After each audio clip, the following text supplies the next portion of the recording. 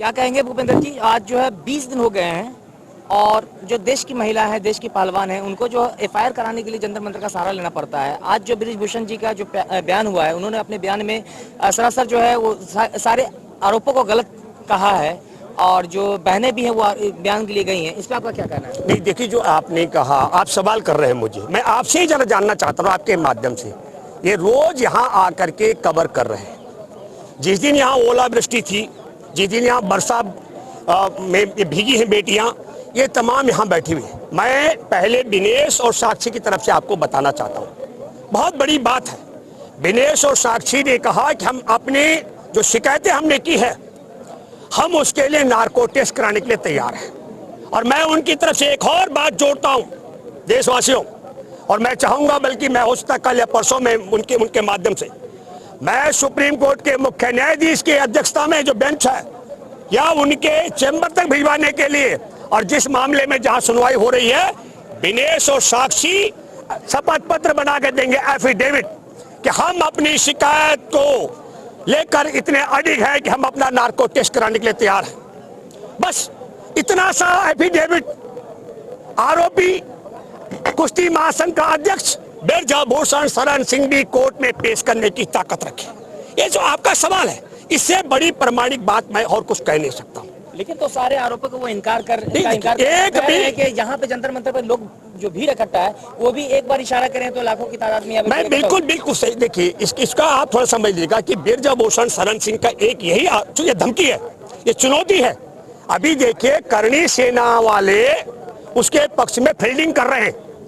मैं करणी सेना वालों से पूछना चाहता हूं कि इनकी ही पार्टी का एक कुलदीप सेंगर, उसने 17 साल की राजपूत की बेटी के साथ बलात्कार किया, तब करणी सेना वाले कहां मर गए थे?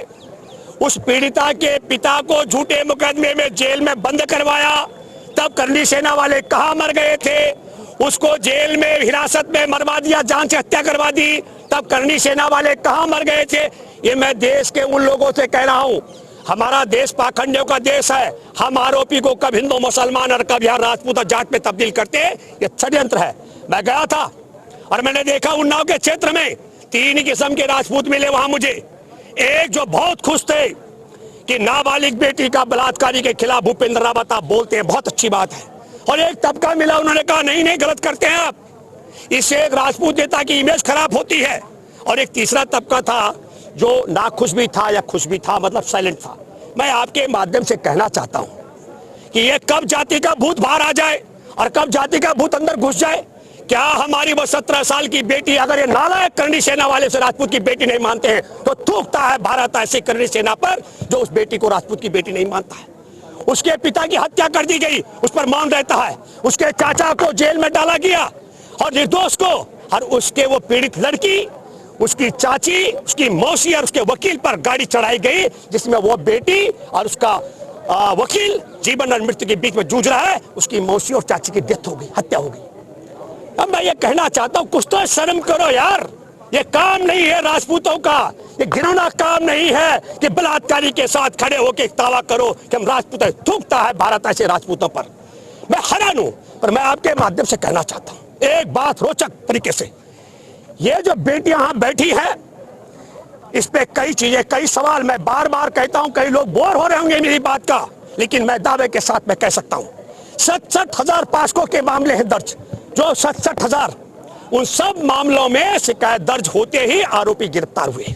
जो दूर रहे होंगे तो टाइम से लगा होगा पकड़ने में, लेकिन जो पकड़ में आए जेल में डाले गए।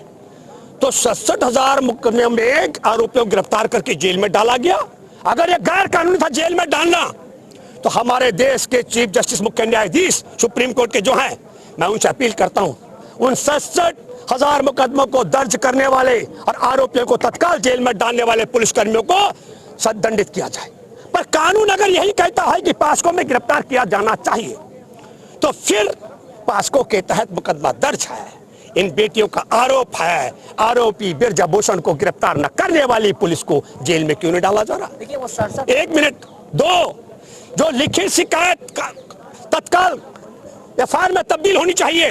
अगर वो गैर कानूनी था तो पहले क्यों उसकी शिकायत एफआईआर में तब्दील की गई है?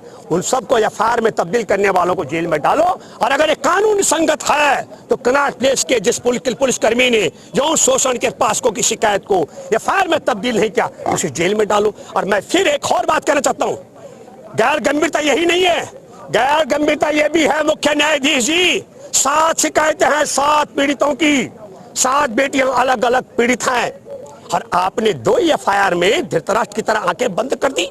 तब मैं ये कहना चाहता हूं सब कुछ कानूनी तौर पर गड़बड़ क्यों हो रहा है।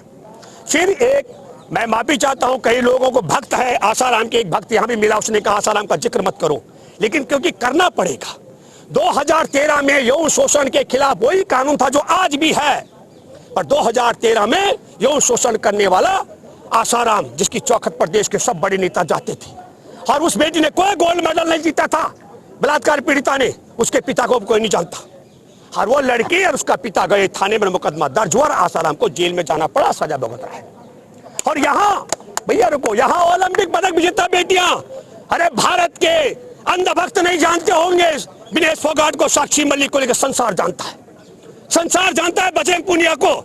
यहाँ के सांसदों को बताना पड़ेगा, अगर दिल्ली का सांसद चला जाए गाजियाबाद से बताना पड़ेगा मैं किसकी औलाद, किसका क्या मेरा नाम है, लेकिन ओलंपिक पदक विजेताओं को संसार में बताना नहीं पड़ता, संसार जानता है। और वो बैठे यौन शोषण की शिकायत लेकर के।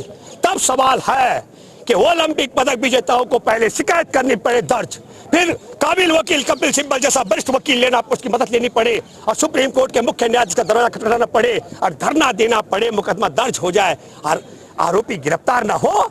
ये तब मैं कहना चाहता हूं क्योंकि सत्ता पे 2013 में जो बैठे थे मनमोहन सिंह और कांग्रेस की सरकार, वहां हमारे देश को संविधान के तरीके से चला रही थी, और आज नरेंद्र मोदी इसको संविधान को किनारे रख करके संघ के विधान से चला रहे हैं। इसलिए यौन शोषण करने वाला छुट्टा सांड की तरह घूम रहा है, और यौन की शोषण की शिकायत करने वाली बेटियां या सजा भुगतने के लिए बेबस है।